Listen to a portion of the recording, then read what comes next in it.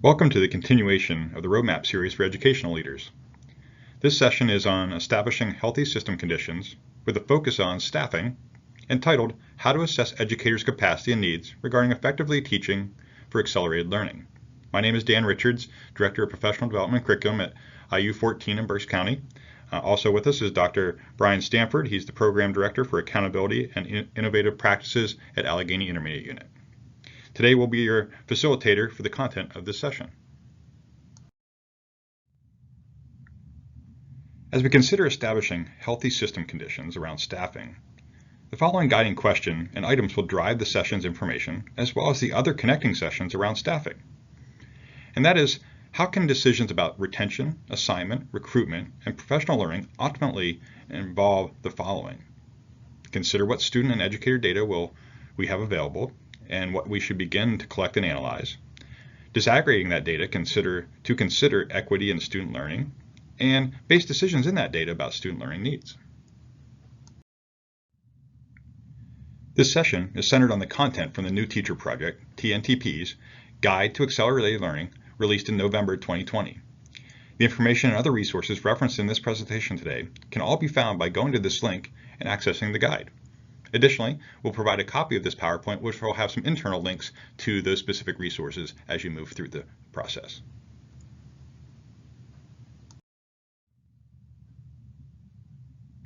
While the past year has been challenging on many levels, we think it is important to start by recognizing that teachers, principals, and school support staff are doing heroic work to offer stability for students and families during this crisis, providing the opportunities for students to learn while also caring for their physical, social, and emotional needs.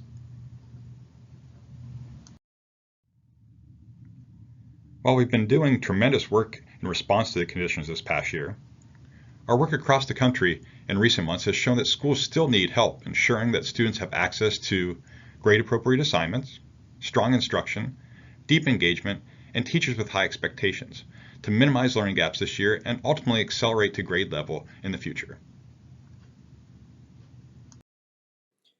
The Learning Acceleration Guide provides advice for implementing a better approach to minimizing learning gaps. It's easy for us to shift to a remediation mode to address learning gaps. The guide recommends that we shift from remediation to acceleration, and instead of providing content or teaching faster, we enrich our instructional strategies in a way that we can help all students grow with grade level content. The guide places special emphasis on two important elements that schools should prioritize right now. That is grade appropriate assignments and strong instruction.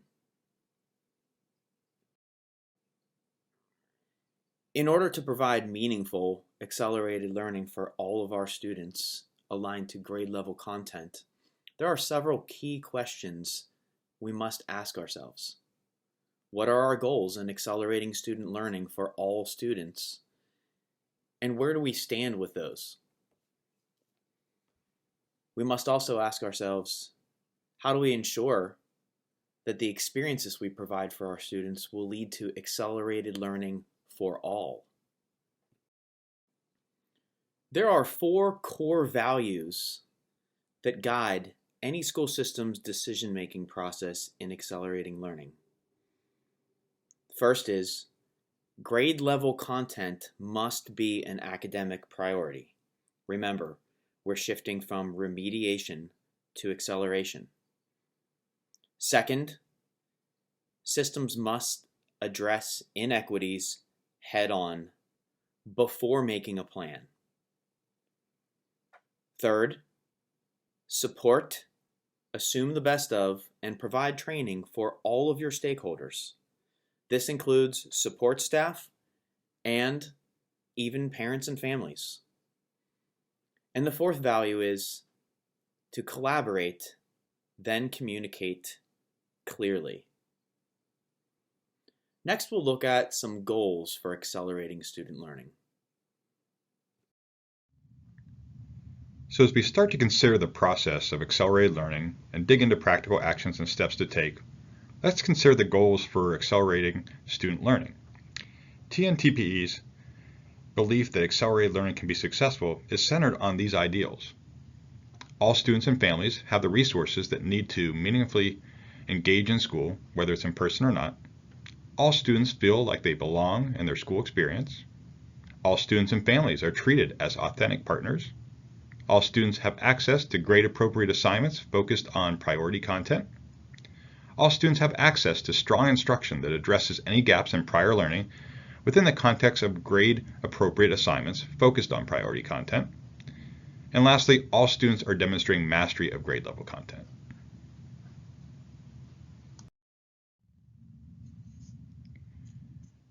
With each of the 6 goals, we will share the strategies that should be considered when attempting to move that goal forward for successful accelerated learning. In each case, you will see a similar slide template that you see here that I'll take you through, including the symbol that you see in the left-hand corner. For each goal, after we look at the strategies that support each goal, we'll then examine look-fors that would allow administrators to assess educator capacity to put that into action.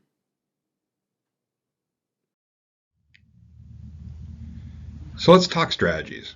When you think of goal number 1, and things around, do students and families have the resources that they need to really be able to engage, no matter what the mode of delivery? How might we go about identifying success or needs in this area as you go from day to day, week to week, and throughout the year? Do you or have you considered some of these following items, like administering a family survey, providing teachers a way to flag students or families who might need additional support, collecting and using daily attendance data to show signs of certain needs, collecting and using assignment completion data, as well as collecting and the use of staffing data and their certifications and their specialties and their backgrounds. Once we collect this data, how is it put to use? Administrators can assess their building's capacity to put this into action in several ways. The first question to consider is how family surveys are being shared with the staff. In what ways are staff utilizing the results of these surveys? Have they received training on procedures for flagging students and families in need of additional support? And finally, what strategies are utilized by staff to increase assignment completion? Looking at goal number 2, really about that experience from students as to, do they feel like they belong in their school, in their classroom, with their teachers, with their peers, etc. How do we gauge that? It's all about getting information, perceptions and facts, anything that you can pull at that time to really gauge that whole idea of, are our students really feeling like they belong and engaged in our school experience? You'll see here, example of something to consider is administering a student survey. Just like we suggested before, a family survey. Student surveys can gather a lot of really good information as to how your students are feeling. You want to make sure that you're looking, though, as you're doing that, at ways of creating that equitable experience in participating in that survey. Whether it's access, whether it's thinking of IEPs or keeping IEP information in mind. Also, your native language of those students that are taking the survey, so we can truly get that whole aspect of perceptual data and factual data that is there. When you think about questions, if you're needing some assistance, there's a link here to the Learning Experience Survey, which has tons of questions that you can pull from, copy and paste to create your own survey. Some questions that you'll see similar to here, there is at least one adult in my school that I can talk to about how I am doing. Answers from questions like that and thoughts around that can guide the school district, the building, the school itself, to a lot of meaningful ideas in terms of how to take next steps and how to move forward. So you want to consider these things. How do we assess the degree to which our teachers are ensuring that all students feel like they belong in their school experience? 4 ways we can do that are to consider: first, Are teachers shining a light on each student? What strategies are they using to accomplish that? Next, do teachers utilize differentiated instruction or incorporate genius hours or passion project time into their units? Do teachers practice strategies to increase social equity in the classroom? Also, do teachers integrate social and emotional learning practices throughout the day? Learning really is a partnership and about partnerships. And that's where goal 3, talking about all students and families are treated as authentic partners, that they have a vested piece of what's happening in the school on a regular basis. When we consider that particular goal, how do we go about looking into that? How do we know, that these things are happening, that there is partnerships taking place? Just some suggestions you'll see here is looking at creating a school or system level tracker for parent communication. Okay, acknowledging, and finding out, are our teachers reaching out to families, and are they reaching out to families on a regular basis? Again, communication is key to this, as well as a lot of the goals that we're experiencing or talking about today. Some of this data, in terms of that information, can again go back to surveys. But however you collect the information, whether it's a formal survey, conversations, finding out, do your parents, do your families really feel connected with your staff and working with your staff? And is there feedback going back and forth? Is there a feedback loop, so to speak? And also, is there, do our families really feel that our students are learning as we go through this process? And that's important information to know. And really that partnership of understanding and transparency and discussion will help move this goal forward. How do we assess whether all students and families are treated as authentic partners in the classroom? One way to do that is to consider how family surveys are shared with staff. Another way is to consider, how are staff members utilizing the results of surveys? Are they meeting as teams to discuss trends or root cause analysis? It might be useful to give staff the opportunity to discuss strategies they use to remediate some of the challenges that they see in the survey data. Finally, another important question for administrators to ask is, in what ways and how often does two-way communication take place between teachers and families?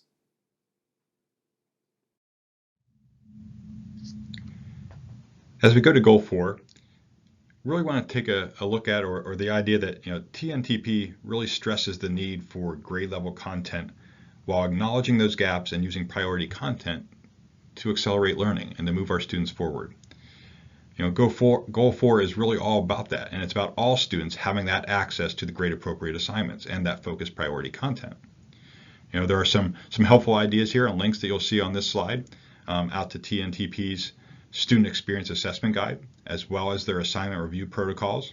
Some great resources to take a look at that content, to take a look at what's happening in your classrooms, the assignments, the experiences, and to realize, are they working at that grade level piece while acknowledging those gaps and while acknowledging that priority content. You'll also see here on the links, or a link to the high-level focus content for PA to give you that specific information as to what you should be looking for and what things will help you move forward when you're looking at what is being taught in the classroom. And when we say, goal 4 is really about all students, have you, looking at that demographic data, okay, across classrooms and assessing that piece of it. Are there gaps that need to be addressed in certain demographics, and sharing or showing that not all students are actually getting this or receiving this information and this grade level content. So something to consider. The Learning Acceleration Guide recommends 3 ways to evaluate whether teachers are engaging students in appropriate assignments focused on priority content.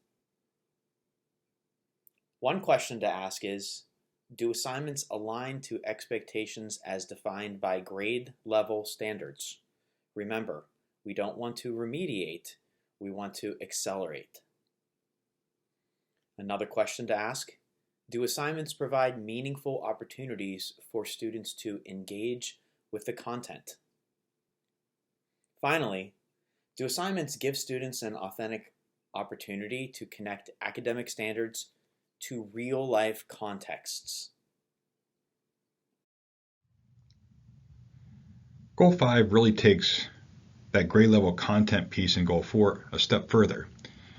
Because not only are we talking about really accessing that quality grade level content, it's also about quality instruction and strong instruction that addresses those gaps in prior learning that I've mentioned a little bit before. Is this happening, and how do we monitor and look for that? One of the keys to really looking at instructional strength in terms of addressing those gaps is what kind of diagnostic data is taking place. Do your educators, or are you surveying your educators and your school leaders regarding the access to that diagnostic data? Are they able to know where every student is at, where every small group of students is at, where every whole group of students is at, to really address those needs? Verifying your educators are analyzing that data.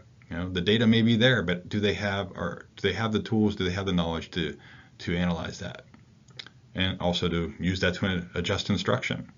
You'll see here a couple more links that go out to TNTP's Student Experience Assessment Guide, but also a specific piece around classroom observation protocols. These are specific. When you go to that link, you'll see specifics for literacy, math, and science that help you analyze those instructional pieces in those particular content areas to know if this particular goal is being addressed. Okay? And again, as we mentioned in Goal 4, it's really about all students. So breaking it down by demographic data and recognizing if there are demographic needs as you look at that instructional piece. When examining classroom practice to look for meaningful engagement with grade level standards addressing gaps in learning, there are 4 things we might consider. 1, are all students continuously engaged in work during the lesson? Remember, we are accelerating, not remediating, and no time should be wasted. Next, is instructional content aligned to appropriate grade level standards? A third look for is, are students tasked with thinking during the class? What level of rigor is present? Finally, in what ways are students asked to demonstrate their learning? Remember, students should be given the opportunity to demonstrate their learning through authentic, real-life scenarios.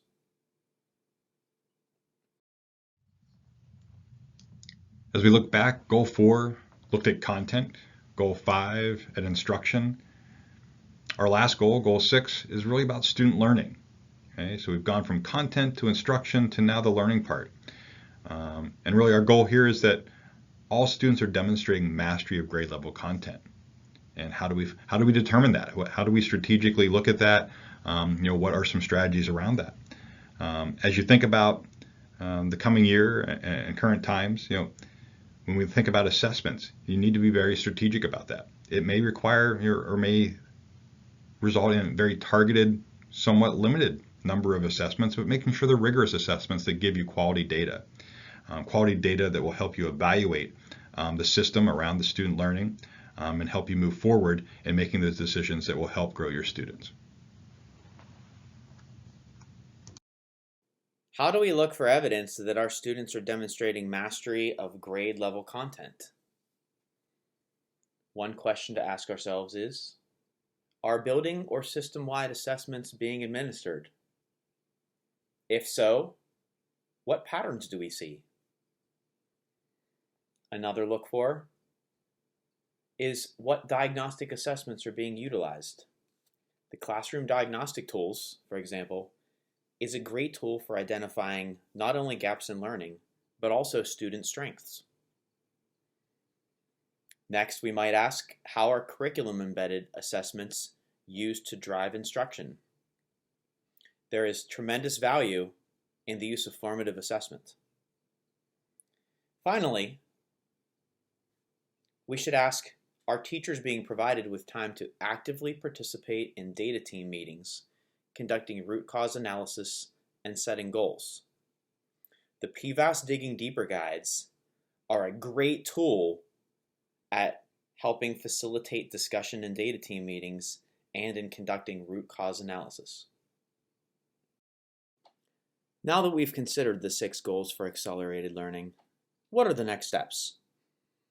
First, consider the 6 goals for accelerated learning, action items, and the potential look-fors that promote student growth. You want to consider targeted professional development, where data would suggest additional support is needed. Participate in additional sessions of accelerated learning through an integrated system of support. And finally, partner and collaborate with local stakeholders and your regional IU to best support your students. Brian and I want to thank you for participating in this session and encourage you to explore more details, sessions, and resources on accelerated learning through an integrated system of support, which can be accessed on the PD website, Roadmap for School Leaders.